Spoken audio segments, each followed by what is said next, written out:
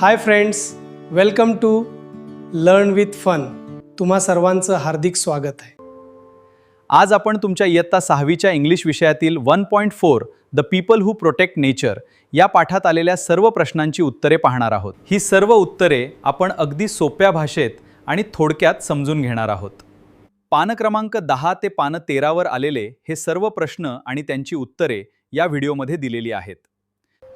चला तर मग सुरुवात करूया आणि सर्व प्रश्नांची सोप्या पद्धतीने समजून घेऊया.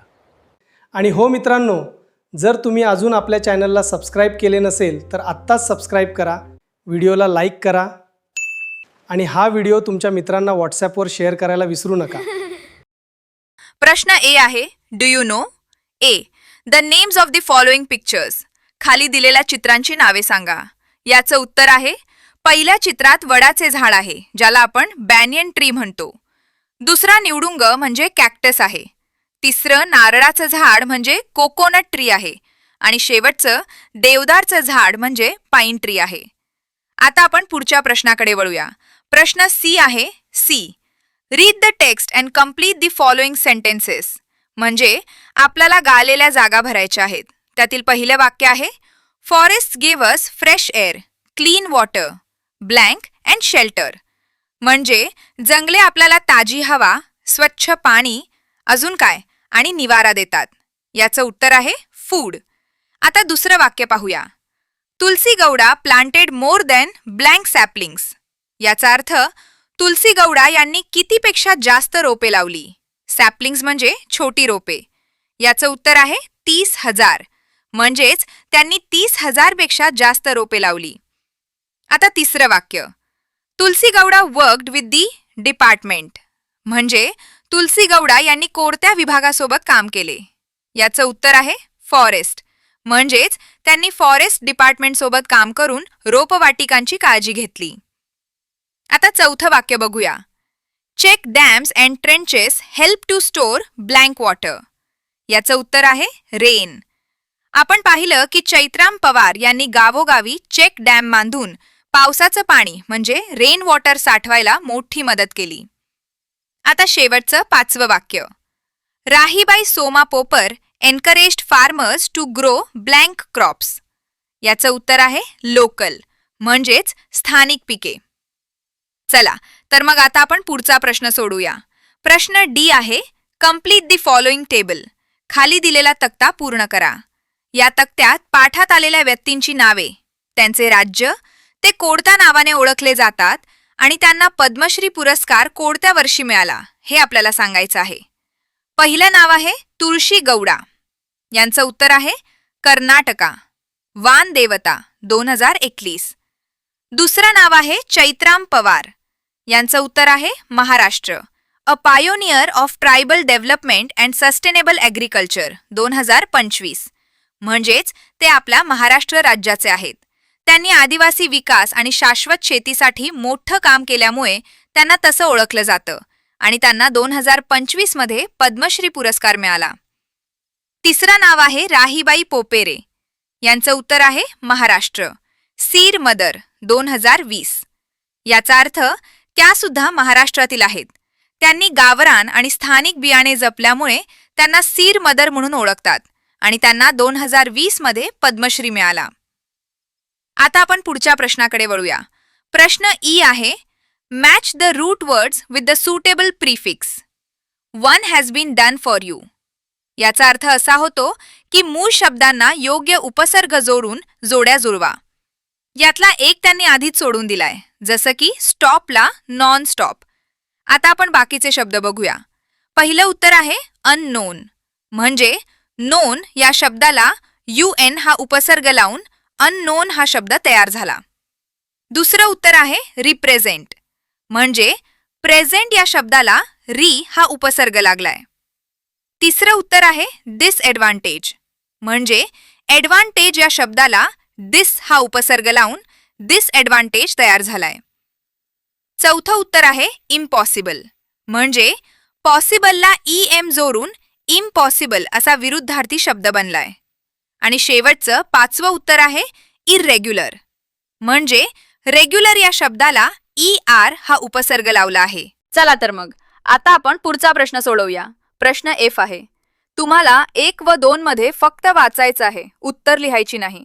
चला तर पुढे पाहू. 3 नंबर. 3 नंबर आहे write the correct pronoun for the given words. He, she, it.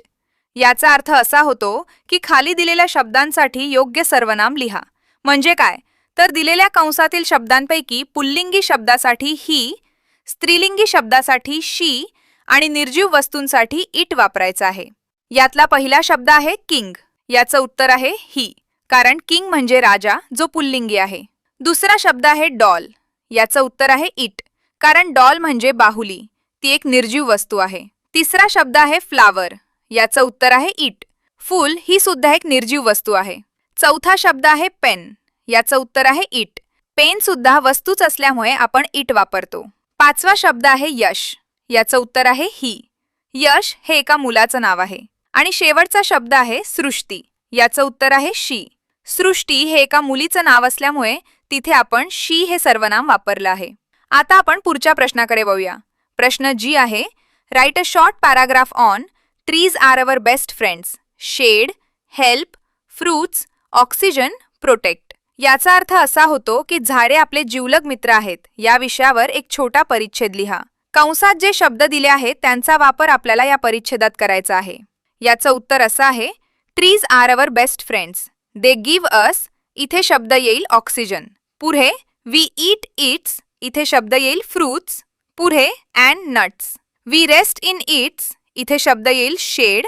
पुढे इन समर. दे इथे शब्द येईल हेल्प.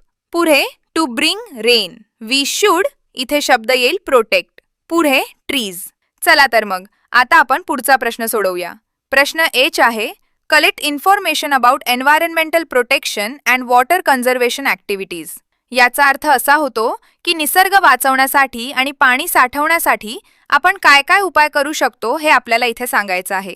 याचं उत्तर असं आहे environmental protection and water conservation activities include planting native trees, avoiding plastic use, building check dams, harvesting rain water and spreading awareness in the community. याचा अर्थ असा की पर्यावरण आणि पाणी वाचवण्याच्या उपक्रमांमध्ये आपण मूळची देशी झाडे लावणे, प्लास्टिकचा वापर टाळणे, पाण्याचे बंधारे म्हणजे चेक डॅम्स बांधणे, पावसाचे पाणी साठवणे आणि लोकांमध्ये जागरूकता पसरवणे या सगळ्या गोष्टी करू शकतो. आता आपण पुढच्या प्रश्नाकडे वळूया. प्रश्न आय आहे what type of books do you like to read? Make a list of your favourite books. याचा अर्थ असा होतो की तुम्हाला कोणत्या प्रकारची पुस्तके वाचायला आवडतात. तुमच्या आवडत्या पुस्तकांची एक यादी तयार करा. हा प्रश्न तुमच्या स्वतःच्या आवडीवर आहे. याचं उत्तर असं आहे I like to read story books. म्हणजे मला गोष्टींची पुस्तके वाचायला खूप आवडतात. आता आपण आवडत्या पुस्तकांची यादी पाहूया. 1. श्यामची आई. 2. Chhatrapati Shivaji Maharaj. 3. Wings of fire. 4. Panchatantra. 5. Akbar and Birbal stories. 6. Tenali Raman stories. अशा छान छान पुस्तकांची नावे दिली आहेत. चला तर मग आता आपण पुढचा आणि शेवटचा प्रश्न सोडवूया. प्रश्न जी आहे create and write slogans for save water and save trees. याचा अर्थ असा होतो की पाणी वाचवा आणि झाडे वाचवा यासाठी आपल्याला घोषवाक्ये म्हणजेच स्लोगन्स तयार करून लिहायची आहेत. याचं उत्तर असं आहे. आधी आपण सेव्ह वॉटरचे स्लोगन्स पाहूया. Save water, save life. Every drop counts. No water, no future. आता आपण सेव्ह ट्रीजचे स्लोगन्स पाहूया. Save trees, save earth. Trees are life, do not cut them. Trees give life, protect them. Video आवडला असेल तर like या बटनावर click करा, चॅनलला सबस्क्राईब करा आणि तुमच्या मित्रमैत्रिणीला हा व्हिडिओ शेअर करा. कॉमेंट बॉक्समध्ये तुमचे नाव व गावाचे नाव कॉमेंट करा.